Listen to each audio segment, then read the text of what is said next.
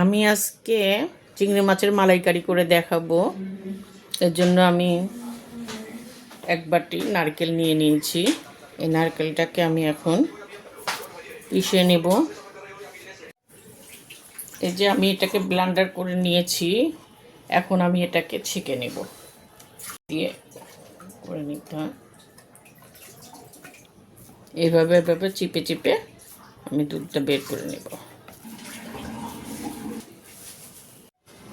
আমি এখানে চিংড়ি মাছ নিয়েছি, যেভাবে বেছে নিয়েছি কিছুটা আবার এভাবে রেখেছি, ময়লা ফেলে দিয়েছি।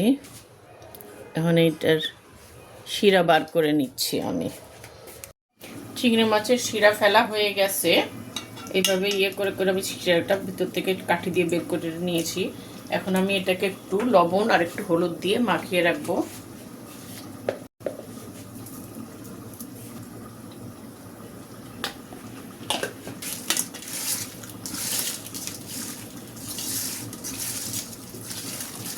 আমি এটাকে 5 মিনিট ঢাকা দিয়ে মাখিয়ে রাখি, ভালো করে একটু মাখাই, লবণটা যাতে চলে যায়।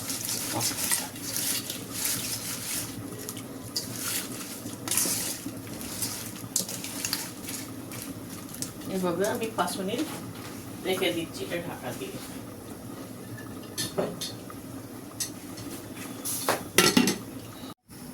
আমি একটা ফ্রাই প্যান বসিয়ে নিয়েছি, তেল দিয়েছি। এটা আমি এখন হালকা করে মাছটা ভেজে নেব। 5 মিনিট হয়ে গেছে আমার, চুলাটাকে একটু নরমাল করে দেই। এপিট এপিট করে একটু ভেজে নিব।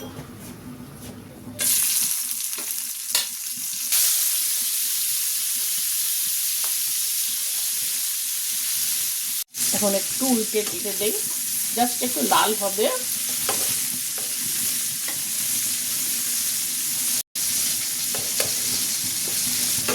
জাস্ট একটু লাল হবে, কেউ বেশি ভাজবো না, কারণ পরে তো আবার রান্না করতে হবে।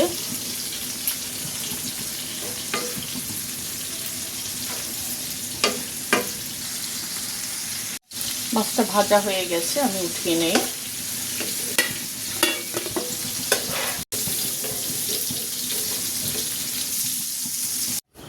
আমি এখন মাছটা রান্না করব, চিংড়ি মাছটা মালাইকারিটা। আমি এই প্যানের মধ্যে, প্যানটা একটু জ্বালিয়ে নিই। প্যানের মধ্যে আমি সরষের তেল দিয়ে দিচ্ছি।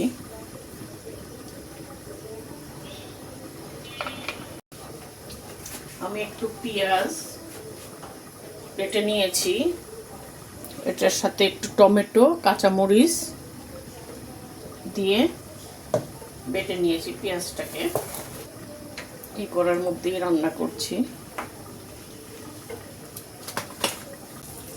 পেঁয়াজ বাটাটা দিয়ে দিচ্ছি।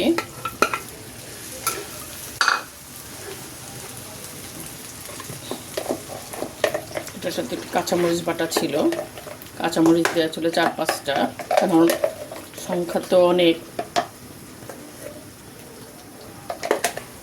এর সাথে আমি একটু আদা রসুনের পেস্ট দিয়ে দিচ্ছি অল্প করে। এখন এটাকে আমি ভালো করে আগে ভুনে নেব। এটাকে আমি ভালো করে ভুনে নিই যাতে আদার গন্ধটা চলে যায়।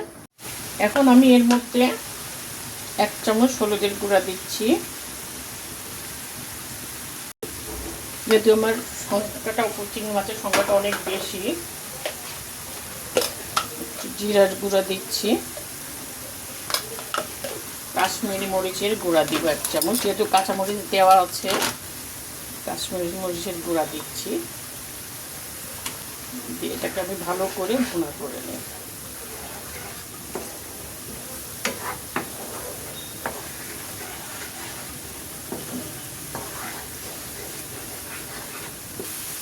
ব্লেন্ডারটা ধুয়ে আমি এখানে পানি দিয়ে দিচ্ছি, পানিটা দিয়ে ভালো করে কষিয়ে নিই।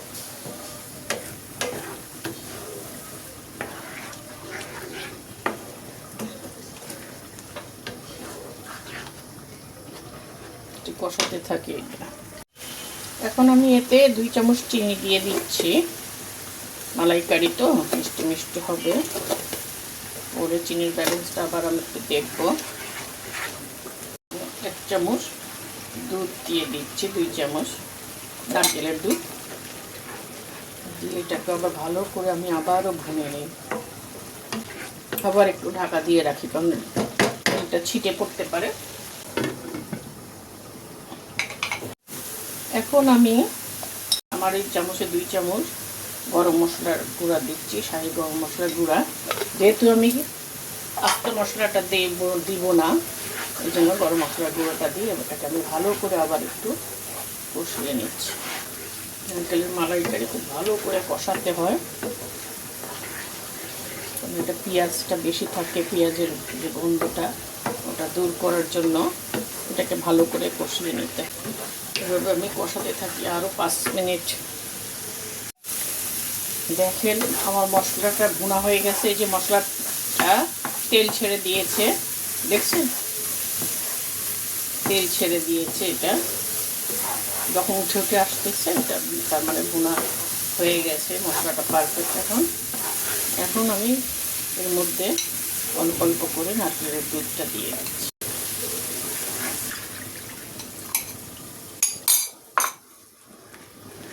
এটা আস্তে আস্তে একটু ফুটুক, ঢাকা দিয়ে দিচ্ছি, নাহলে গায়ে ছিটে পড়বে। আস্তে আস্তে একটু ফুটুক। এটা ফুটেছে, এখন আমি মাছটা এটাকে আস্তে আস্তে করে এর মধ্যে দিয়ে দিচ্ছি। এখন আমি এর মধ্যে কিছু নারকেলের টুকরা দিয়ে দেবো। আর এটা ডাবের শাঁস, একটু মোটা, নারকেলের না, এটা ডাবের শাঁস, সাথে সিদ্ধ হয়ে যায়, ভালো লাগবে খেতে। আমি 5 মিনিটের জন্য আবার একটু ঢাকা দিয়ে রাখছি। এখন আমি এর মধ্যে আবার একটু কাঁচামরিচ দিচ্ছি, দুধ দিচ্ছি।